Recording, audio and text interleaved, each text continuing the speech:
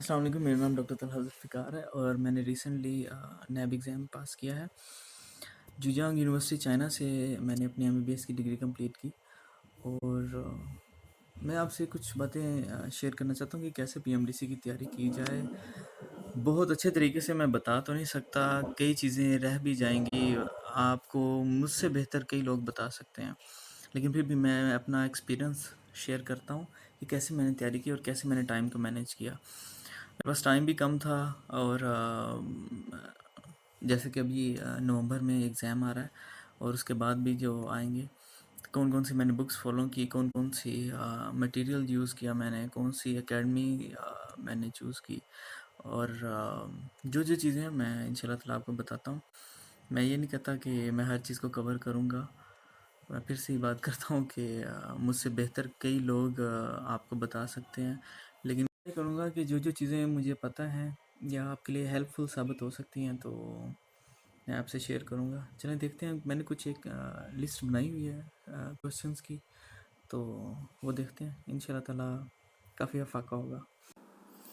अच्छा, यहाँ पे हम देखते हैं कि मार्क्स की जो डिस्ट्रीब्यूशन है वो कैसे है। लगभग यही चीज़ें होती हैं। एनाटमी के अंदर 50 मार्क्स है, फिजियो में 50, पैथो में 50, फार्मा में 50 और फोरेंसिक कम्युनिटी मिला के 50-60 माने जाते हैं। बायोकेम के भी इतने ही 40 से 50 होते हैं। तो ये लाइक 5-10 ऊपर नीचे हो ही जाता है इनमें। ऐसे ये 300 बनते हैं। कभी भी आपने ये नहीं सोचना कि यार मैं एनाटमी छोड़ देता हूँ या बायोकेम छोड़ देता हूँ या कम्युनिटी छोड़ देता हूँ। ये सारे सब्जेक्ट आपके पासिंग मार्क्स आपको दे देते हैं।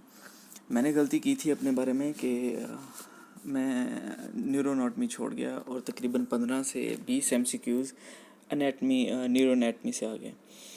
अच्छा, पहली चीज़ ये देखते हैं कि एकेडमी कौन सी चूज़ करें। बच्चे आगे पूछते हैं, या मैं जैसे था तो मैंने सबसे पहले यही पूछा लोगों से मैं कौन सी एकेडमी ज्वाइन करूं। तो पाकिस्तान में तो बहुत अच्छी अच्छी एकेडमीज़ भी हैं, और जैसे कि सिम्स एकेडमी है लाहौर में, सॉरी, आप सिम्स डिम्स और एम्स भी है कोई। मैंने डिम्स चूज़ की और उनके नोट्स मैंने ख़ुद बनाए। बहुत थोरोली वो आपको बारीक बारीक चीज़ें समझाते हैं। सर अहमद और वहाँ पे सर अब्बास थे। नो डाउट सिम्स एकेडमी बहुत अच्छी है। तो ये आप पे डिपेंड करता है कि आप कौन सी चूज़ करना चाहते हैं। अगर आपने बहुत डिटेल चीज़ें पढ़नी हैं तो आप डिम्स एकेडमी में जाएं, और अगर आपको कुछ आता जाता है और आप स्पीडी काम करना चाहते हैं तो सिम्स एकेडमी बेस्ट है। लेकिन मैंने डिम्स एकेडमी चूज़ की, और ये आप पे ही डिपेंड करता है कि नॉलेज दोनों के पास सेम है और बहुत अच्छे टीचर हैं। How to start from day first.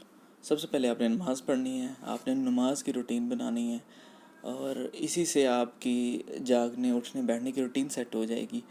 आपको जो नींद आई है, तो अगर आपको पता हो कि मैं नमाज़ पढ़ूँगा, नमाज़ पढ़ने के बाद आप अटेंटिव हो जाओगे।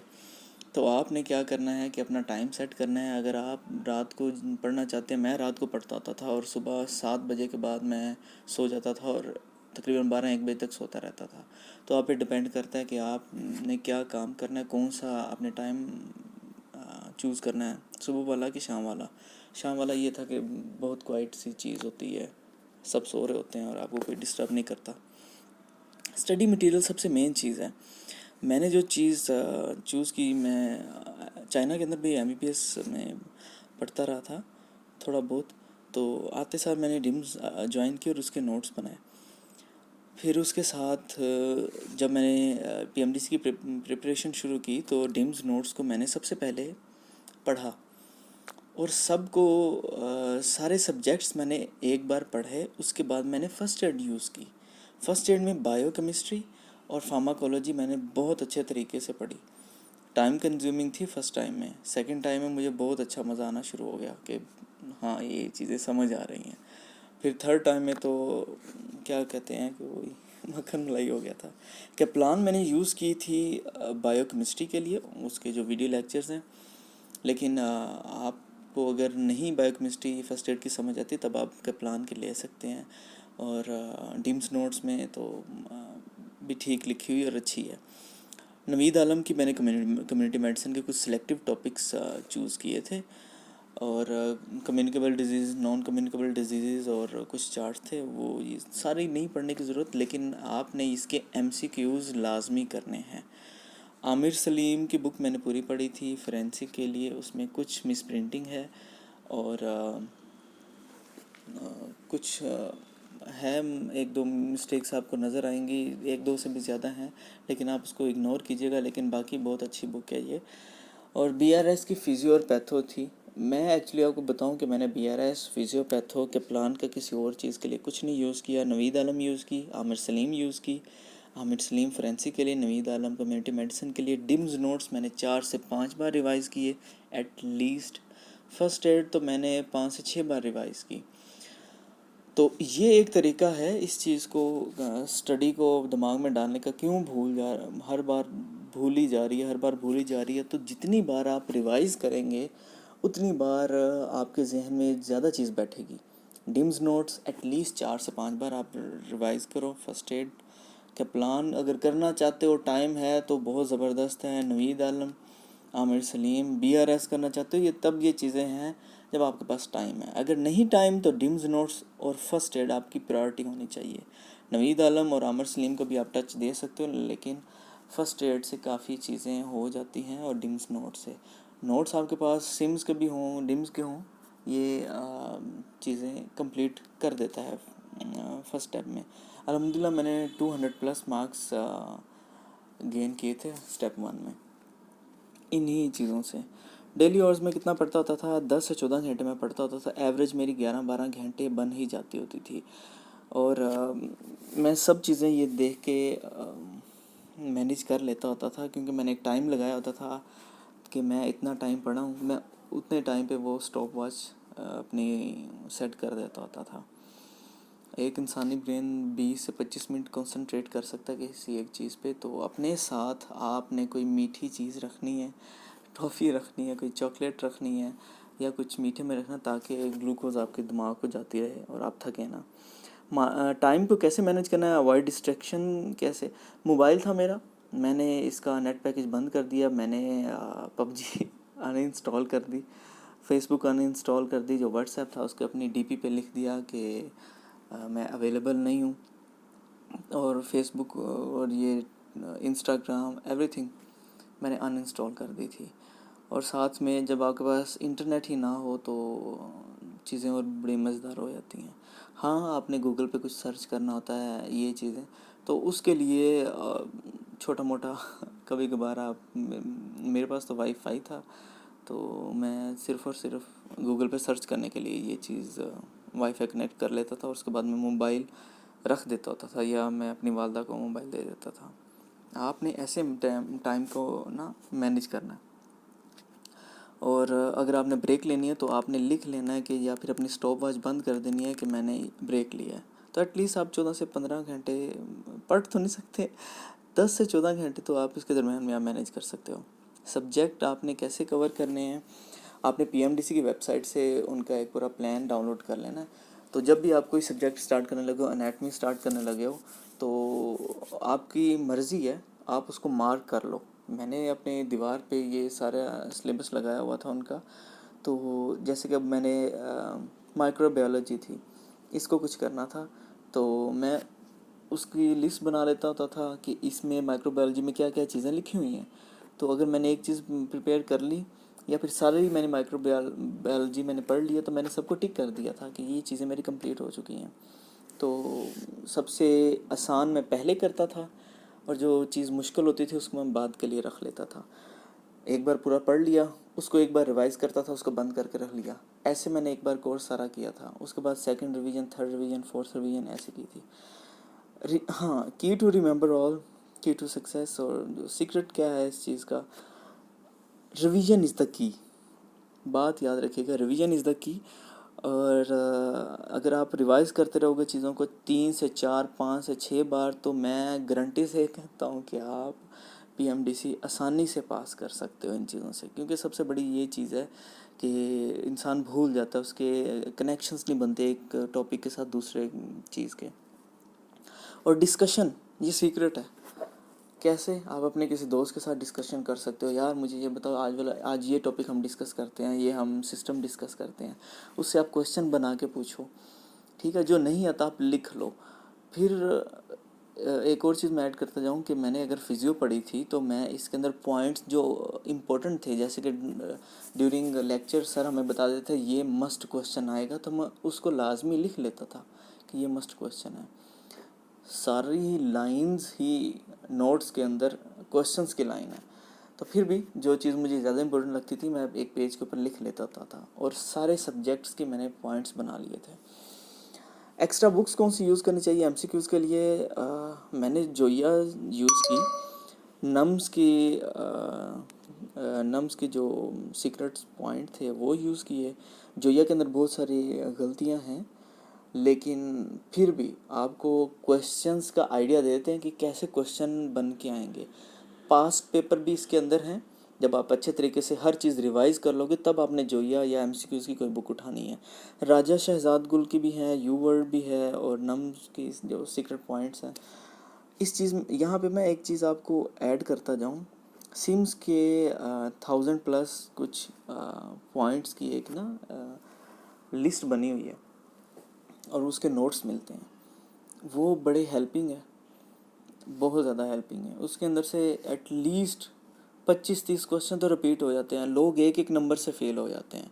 एक बात याद रखिएगा, 100 इज इक्वल टू 300 और 149 इज इक्वल टू 0। तो ये बात याद रखिएगा, आपने पास करना है इंशाल्लाह ताला। नंबर्स के पीछे आपने नहीं भागना। तो एक एक नंबर इम्पोर्टेंट है आपका। टाइम मैनेज करना सीखिएगा अपनी कोशिश करके। टेस्ट सेशन मैंने सिम्स एकेडमी का ज्वाइन किया था और बहुत ज़्यादा फ़ायदा हुआ मुझे, बहुत ज़्यादा फ़ायदा हुआ।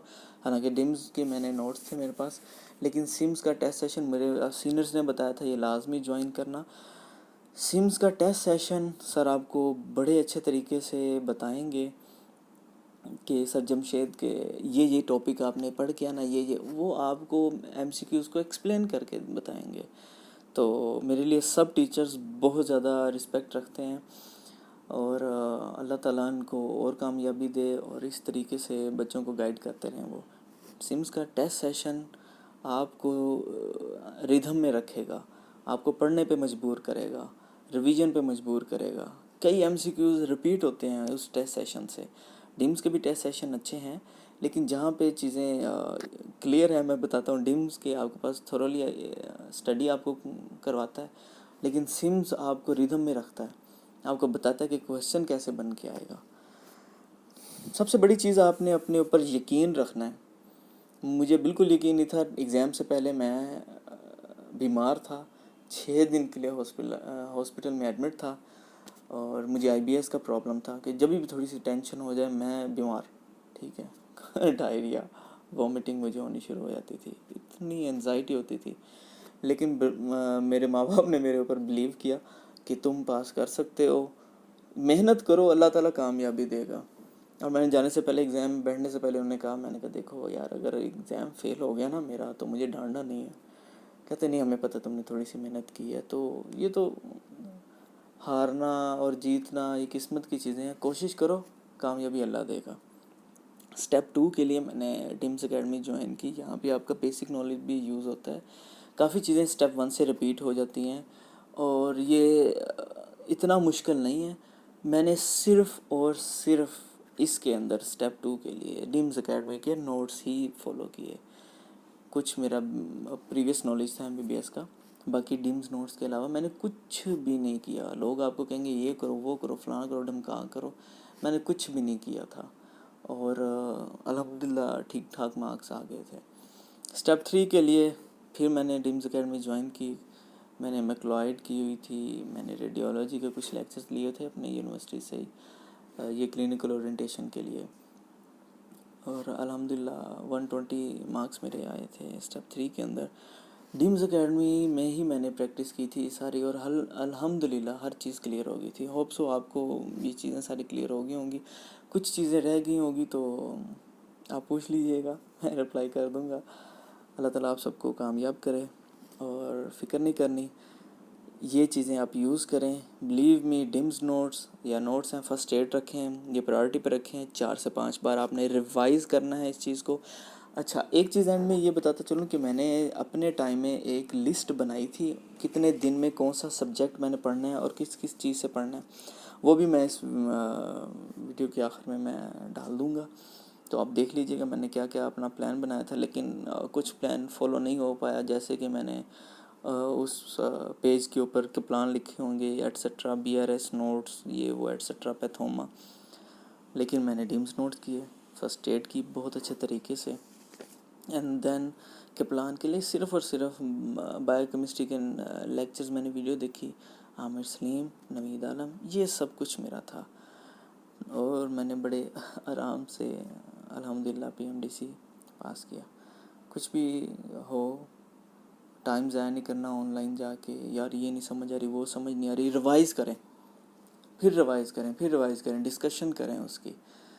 लेकिन बिलीव रखें कि मेरे जैसा बंदा पास हो सकता है, तो आप भी पास होंगे इंशाल्लाह ताला। अल्लाह ताला आप सबको कामयाब करें, आमीन सुमा आमीन। नमाज़ लाज़मी पढ़नी है। अल्लाह हाफिज़।